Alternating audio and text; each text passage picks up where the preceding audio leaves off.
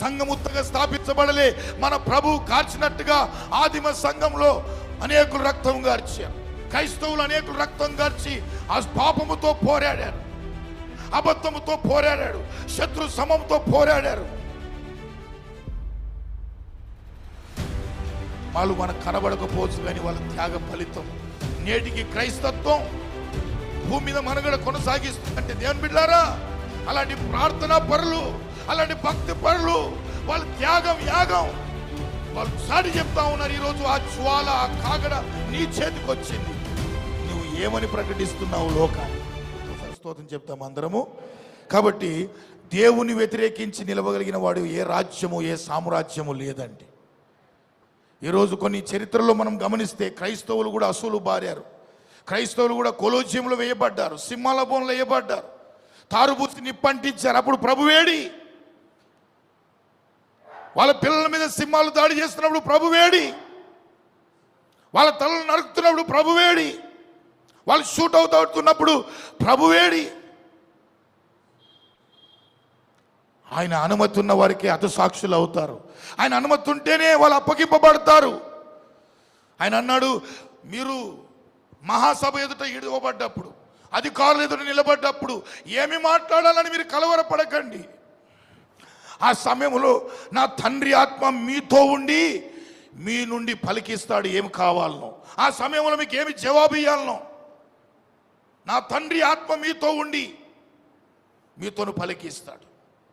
ఆ అసూలు బాసిన క్రైస్తవులు ఆ కొలోజ్యములు కానీ, ఆ సింహాల బోన్లు కానీ, తారుబూసి నిప్పంటిన సందర్భాల్లో వాళ్ళు చేసిన ప్రార్థనలని విన్నాడు.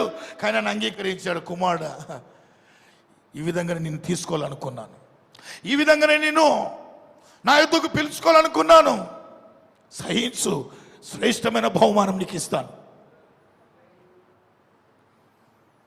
రక్తాలు కార్చారు. సంఘముత్తగా స్థాపించబడలే మన ప్రభు కార్చినట్టుగా ఆదిమ సంఘంలో అనేకులు రక్తం గార్చారు.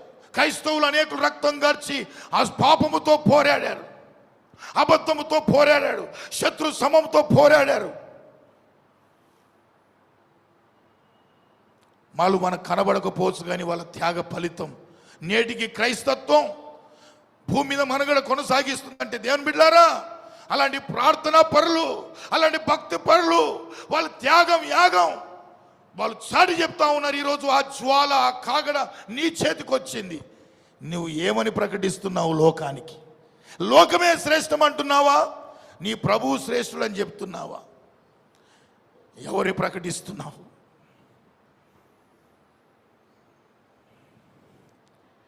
ఆ ప్రభు ఎదుట నువ్వు నిలబడ్డప్పుడు సిగ్గుతో తలదించుకుంటావా, లేదా తలెత్తుకొని మరణాత త్వరగా రా ప్రభువా, నేను ఎదుర్కోవడానికి నేను సిద్ధంగా ఉన్నాను? దేవునికి మహిమ కలుగాక. ప్రభు అయిన యేసుక్రీస్తు వచ్చుట ద్వారా మానవ జాతికి ఒక ఆత్మ సంబంధమైన ఆశీర్వాదం, లేకపోతే ఆత్మ సంబంధమైన ఆరాధనలు లేవు. ఎక్కడో గుళ్ళో ఉండి ఆరాధన చేసేది. కానీ ఆయన ప్రభు అన్నాడు, అమ్మా దేవుడు ఆత్మయ్య ఉన్నాడు కనుక ఆయన ఆరాధించువారు ఆత్మతోనూ సత్యముతోనూ ఆరాధించాలి. ఇప్పుడు ప్రభు మన కొరకు శిలువలో మరణించడం ద్వారా దేవాలయం తెర చినిగి ప్రపంచం వ్యాప్తంగా నీవు ఎక్కడున్నా ఆరాధన చేసుకునే స్వేచ్ఛ నీకు ఇచ్చాడు. ఆత్మతో సత్యముతో ఆరాధించే ధన్యత దేవునికి ఇచ్చాడు.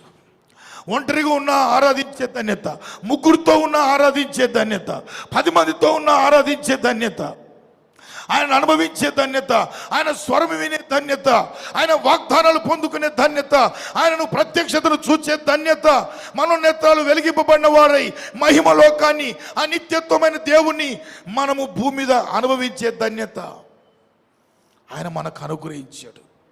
నువ్వు రత్నములాగా సొగసుగా ఉండడానికి, నువ్వు తేజరిల్లడానికి, నీ ఆత్మీయ జీవితంలో దేవుడు నేను సిద్ధపరుస్తున్న విధానము చాలా ఆశ్చర్యం.